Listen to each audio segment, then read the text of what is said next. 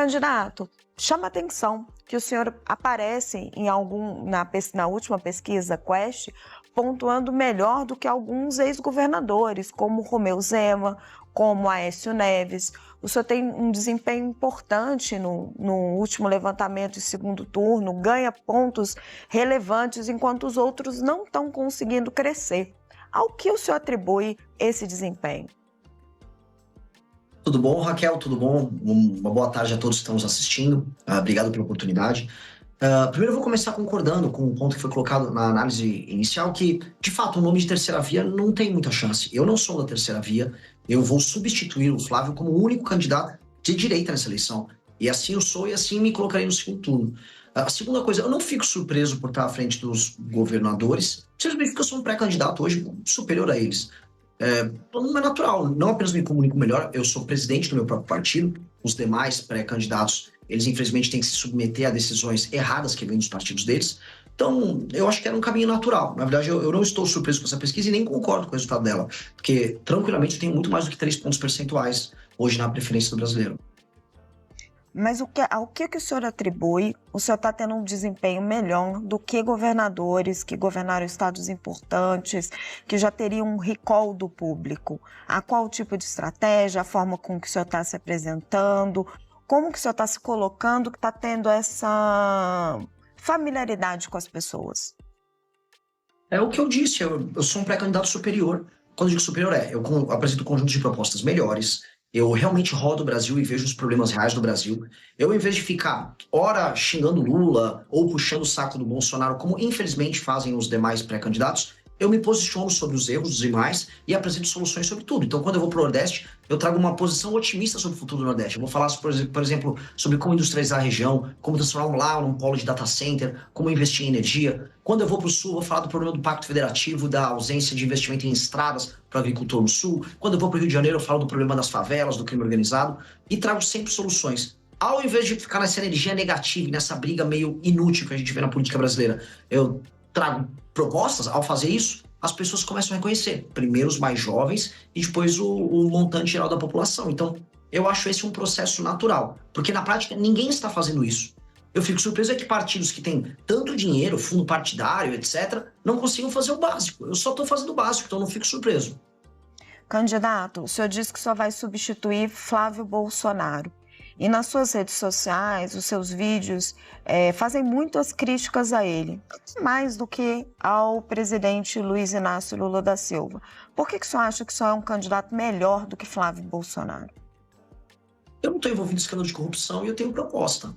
É muito, muito simples. Ao não andar no jatinho Vorcaro, ao não ter, sei lá, parceiros meus que praticam rachadinha, ao não me envolver com o Bacelar, com o TH Joias, eu me torno uma pessoa, do ponto de vista ético, muito diferente dele. E eu não fujo de apresentar propostas, mesmo quando elas são impopulares.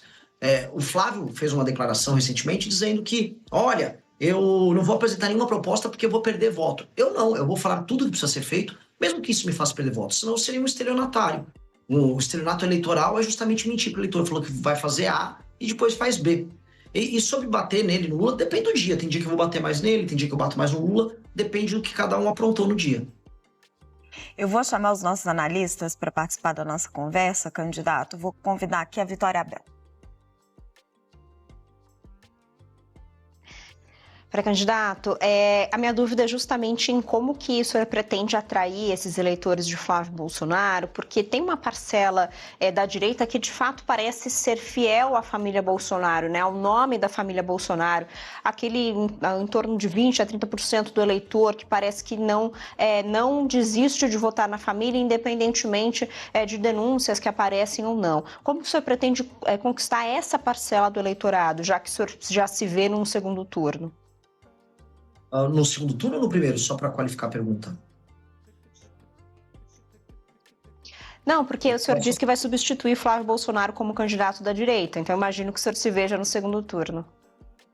Sim, então no segundo turno, muito simples, esse eleitor, ele vota contra o PT. Antes de votarem na família Bolsonaro, esse eleitor votava até em candidatos do PSDB no segundo turno, porque o foco era derrotar o petismo, que eles enxergam como inimigo no seu sistema de valores. Eu já derrotei o petismo, por exemplo, durante o impeachment da Dilma Rousseff. E aí basta eu mostrar para essas pessoas que eu sou melhor no enfrentamento ao PT, que eu sou mais vencedor nesse enfrentamento ao PT do que, por exemplo, o Flávio Bolsonaro. E aí é uma questão de convencimento deles no segundo turno. No primeiro turno, se essas pessoas que são muito leais à família Bolsonaro quiserem votar no Flávio, elas votam. A questão é que elas sozinhas não são suficientes para colocá-lo no segundo turno. Tanto que o próprio Flávio Bolsonaro mudou a estratégia dele para tentar acenar para outros eleitores e ele não está conseguindo convencê-los.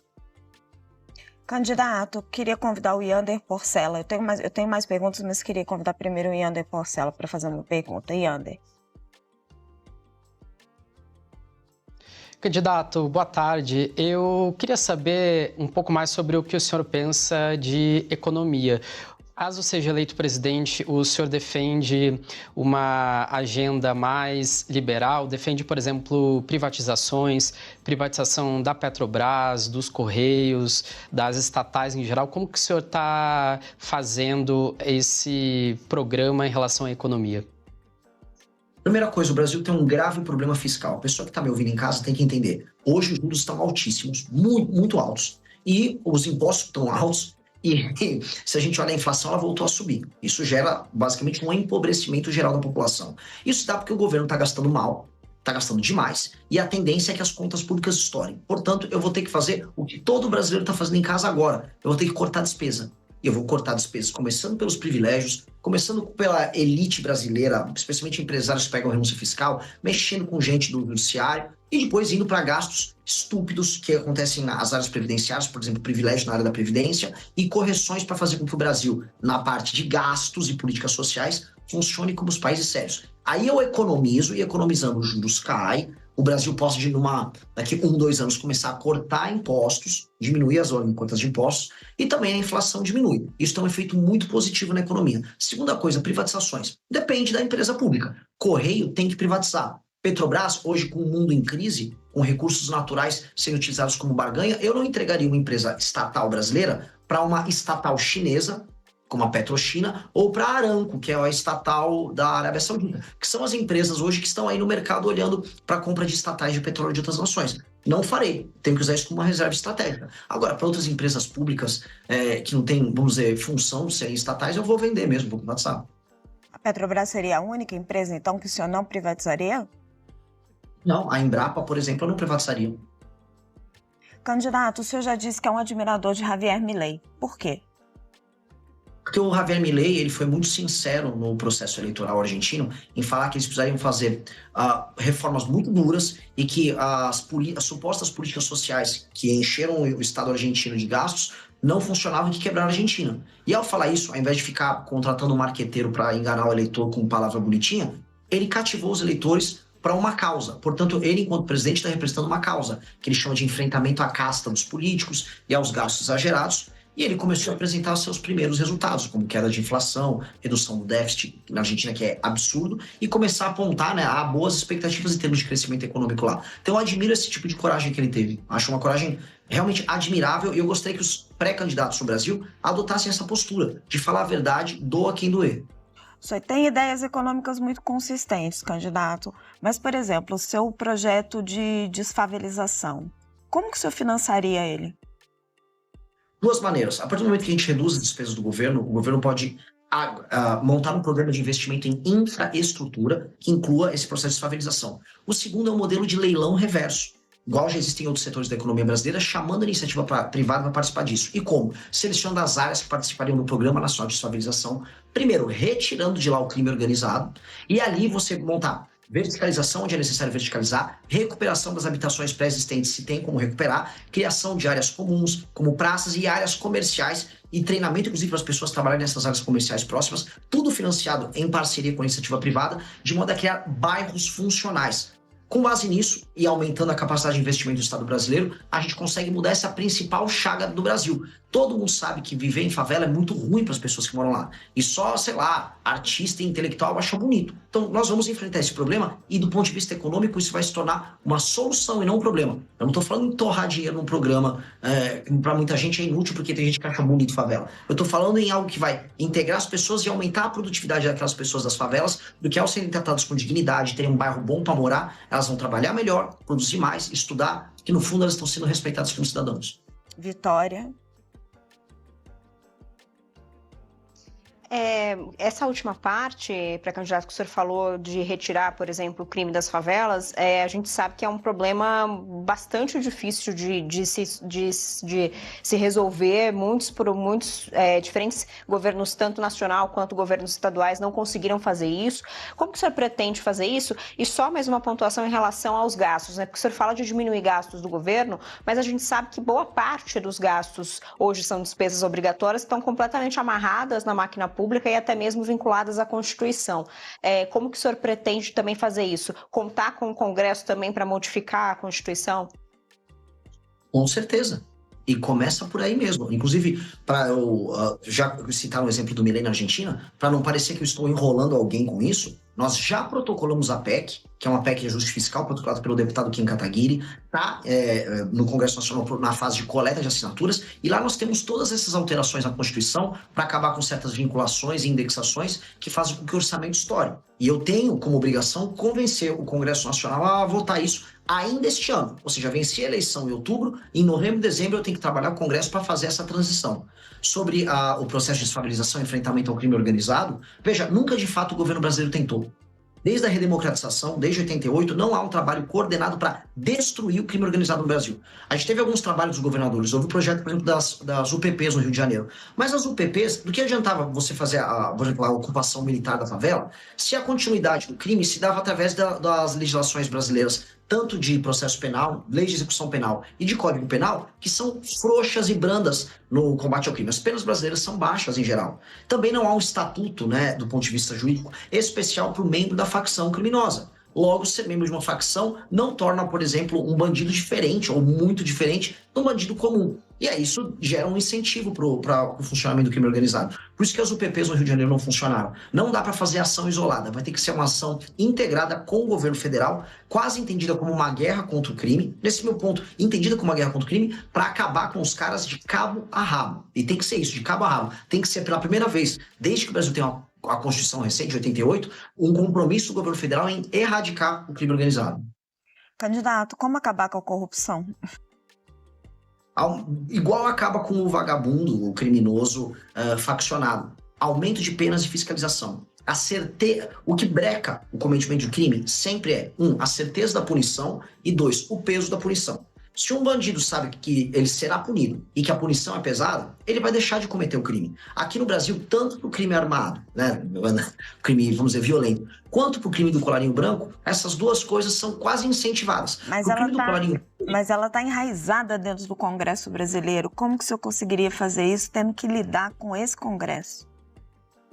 Passo a passo e com apoio popular, e entendendo que nem todo o Congresso é composto de vagabundos. Por mais que hoje, e assistindo, vamos dizer, as pautas bombas que passam, a gente perca completamente a fé no Congresso Nacional. Eu entendo que, vencendo a eleição, eu estabelecerei, no processo eleitoral, o espírito do tempo no momento das eleições. Ou seja, o Congresso Nacional, em alguma medida, será influenciado pela agenda que o presidente da República levou à frente. Foi assim quando o Bolsonaro, por exemplo, venceu em 18, havia um espírito do tempo ao redor dele. Isso vai ajudar a pautar algumas pautas que são prioritárias. Dentre elas, por exemplo, o retorno à prisão na segunda instância, a separação do foro privilegiado do STF. A gente sabe muito bem que esses mesmos políticos corruptos se utilizam de escritórios amigáveis a certos ministros do STF e também do STJ, e também de relações próximas para nunca serem punidos. A PGR virou uma engavetadora também, né, ao longo dos últimos anos. Então, nós temos claramente um modelo de impunidade envolvendo a política brasileira. Só que isso passa a política brasileira. Isso envolve parte do empresariado, que eu vou chamar de corrupto também.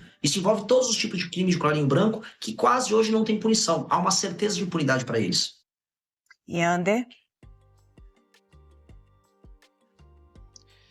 Pré-candidato, o senhor tem falado um pouco sobre o problema do crime organizado, que está muito em evidência. Agora eu queria saber como que o senhor pensa que seria mais eficaz esse combate ao crime organizado, se o senhor concorda com essa classificação dos Estados Unidos em relação ao PCC e o Comando Vermelho como organizações terroristas, e também o senhor tem falado um pouco sobre como resolver o problema do Rio de Janeiro, especificamente. Eu queria que o senhor comentasse um pouco sobre esses pontos.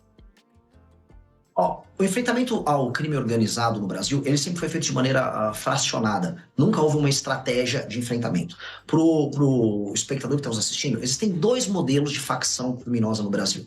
Um modelo eu chamo de modelo horizontal. Por que horizontal? Porque você olha no mapa e eles estão lá. É a ocupação territorial que, por exemplo, o Comando Vermelho faz, o bonde dos malucos, são os nomes horrorosos, faz em certas regiões na Bahia. E você tem uma versão diferente que é a do PCC, que eu chamo de ocupação vertical. E por que vertical? Não é porque eles estão num prédio, é porque eles estão ocupando as instituições. Eles ocupam parte do Ministério Público, eles têm infiltração inclusive na imprensa, em empresas, distribuidoras, e aí eles infiltram as pessoas deles ali e aí eles conseguem fazer grandes negócios. Por exemplo, para enfrentar o Comando Vermelho, a gente tem que retirar eles das áreas que eles ocupam. No Ceará, eles tomam cidades inteiras, no Rio de Janeiro, cidades e determinados bairros, especialmente as favelas. Aqui em São Paulo, o PCC, por exemplo, pega a Baixada Santista. Já o PCC, o modelo dele, por exemplo, é baseado muito na exportação da droga para países europeus. E esse dinheiro que eles obtêm com a exportação da droga, eles lavam em outras atividades. Então, eles lavam de combustível até shows de funk, como aconteceu agora com o MC Rian. Nós temos que brecar a entrada da droga pela fronteira. A gente sabe que entra boa parte pela fronteira do Mato Grosso do Sul, uma parte vem, por exemplo, pela Amazônia. A rota caipira que leva essa droga até o Porto de Santos tem que ser brecada e o Porto de Santos tem que ser retomado, que lá boa parte do PCC acontece, boa parte do faturamento do PCC acontece. Então, onde eu queria chegar? São estratégias diferentes em que o governo federal, junto com a Polícia Federal, junto com as polícias estaduais, vai adotar estratégias diferentes para modelos de crime organizado diferente. Sobre os Estados Unidos, para ser claro, a classificação ajuda a gente a ver como é grave o tema. Mas não será os Estados Unidos a resolver isso. Eu vi, à época, a turma do Bolsonaro comemorando, é isso aí, vencemos. Vencemos nada. Só que não vai fazer nada aqui no Brasil. Quem terá que fazer será o presidente da República do Brasil. E os governadores que terão que se aliar nesse projeto. Então, eu acho um pouco indiferente, ainda que eu concorde em qualificar como entidades anômalas, como terroristas, as facções brasileiras. Candidato, eu queria falar de governabilidade. O presidente Lula está no seu 3º mandato, então as pessoas podem gostar ou não gostar dele, ele tem uma experiência enorme e está tendo uma dificuldade imensa para governar, porque tem um presidente do Senado com o qual ele está em conflito. Como é que o senhor, com um partido pequeno, iria governar o Brasil? O presidente Lula, quando a gente olha em perspectiva, ele tem uma fama, ele era um grande articulador, porque ele nunca executou. Ele sempre tentou comprar o Congresso. O Lula tentou comprar o Congresso no mensalão, depois com o Petrolão, e a diferença que ele está tendo agora, nesse mandato em que ele tem mais dificuldade, é simplesmente porque agora as emendas ficam à disposição dos parlamentares por conta do orçamento secreto. E aí ele não tem esses instrumentos. Ou seja, ele nunca foi um líder político bom o suficiente para cativar, através do seu projeto, os partidos a se juntarem ao seu governo. Hoje, naturalmente, é uma dificuldade muito grande por conta do orçamento secreto. E eu acho que ele tem que acabar. E nesse ponto, eu converso e dialogo com o STF, inclusive com o Flávio Dino, que é do campo político oposto ao meu, mas que hoje é ministro supremo, porque o Flávio Dino está lá, nesse instante, tentando mexer nos golpes e crimes tocados por parlamentares no orçamento secreto. Então, acho que o STF tem que disciplinar, junto com o governo federal, essa questão, para parar de existir essa chancela ao Centrão de usar o orçamento brasileiro como ele quiser, e aí ficar apenas botando uma faca no pescoço do presidente, não importa se de direita, de esquerda, de centro. Essa é a primeira coisa, nós temos que disciplinar essa questão do orçamento. Segundo, eu vou fazer composição. O que eu não vou fazer é toma lá da cá. E eu vou compartilhar o lucro político das vitórias nossas. Ou seja, se os governadores participarem e com as bancadas estaduais participarem da minha vitória na desfavelização e no combate ao crime, eu entrego a vitória política de mostrar essa conquista para todo mundo. Não tenho problema nenhum. O que eu não vou entregar é vitória econômica, vitória financeira, entregar ministério de porteira fechada para as outras pessoas fazerem negócios, como acontece com uma tradição em Brasília. Entendam, você mesmo citou, se eu fui eleito de um partido que foi criado há 6, 7 meses atrás e venci as eleições, significa que o que eu digo é tão importante que o brasileiro falou, coloquem ele lá para mudar essa relação. E eu vou chegar lá para estabelecer uma nova relação. E eles vão ter que se ajustar a essa nova relação. Até porque o Brasil está quebrando. Até porque o modelo de roubalheira com emendas, que boa parte desse Congresso faz, e a gente sabe que essa é a base daquilo que a gente chama de política lá em Brasília, ele já ficou impossível, inviável. O Brasil está indo para uma crise fiscal que em 2007, 2028, ele quebra. E aí, eles são o carrapato no boi. O carrapato está matando o boi. E o carrapato no Brasil até tem uma consciência. Às vezes ele acorda e ajuda em umas reformas. Aconteceu isso na reforma da Previdência, nas reformas do governo Temer, aconteceu no governo de Itamar. Então, assim, chegou o momento da gente botar a consciência no carrapato e depois disciplinar o carrapato para ele parar de sugar tanto o sangue do boi, que infelizmente é o Brasil. Candidato, para a gente fechar, o senhor está aparecendo como o outsider dessa campanha, né? A surpresa da campanha. Alguns comparam o senhor a Pablo Marçal, que foi a surpresa da campanha à Prefeitura de São Paulo. O senhor aceita essa comparação ou repudia? Raquel, gosto tanto do seu trabalho, nunca te fiz nada, me comparar com esse cara. É uma pergunta legítima. Eu não estou comparando, eu estou dizendo que a comparação é feita. O senhor aceita ou repudia? Não apenas repudio, né? E obviamente isso não tem nada a ver com a realidade, né? O Pablo Marçal, ele era um aventureiro numa eleição, falando absurdos, sem proposta concreta nenhuma. Eu estou há 12 anos na política, sem nenhuma mácula ao meu respeito, liderei manifestações grandes, fundei e sou hoje o presidente de um partido político, e por mais que eu esteja de fora, e realmente de fora do jogo político, eu criei um partido para que a gente entre nesse jogo, reforme ele por dentro, e que dure nos próximos 10, 20, 30 anos como uma força que vai mudar o destino do Brasil. Meu foco aqui não é vender um curso online, como o Pablo Marçal fez, após participar de uma eleição em que ele apareceu na TV. Meu foco é que daqui a 30 anos o Brasil seja uma das 5 maiores nações do mundo, e minha ambição pessoal não é ficar rico como ele, é que as pessoas um dia vejam meu nome nos livros de história e falam, esse cara é especial, esse cara mudou o país. Se eu conseguir isso, eu estou super feliz. Bem melhor do que vender curso como ele faz. Quero agradecer muito a entrevista ao pré-candidato do Missão, Renan Santos. Renan Santos é pré-candidato à presidência da República. Pré-candidato, muito obrigada pela sua entrevista ao Poder Expresso. E já fica aqui o convite para o senhor voltar mais durante a campanha. Muito obrigada, viu? Obrigado, adorei a entrevista. Maravilhoso. Um abraço para todos vocês.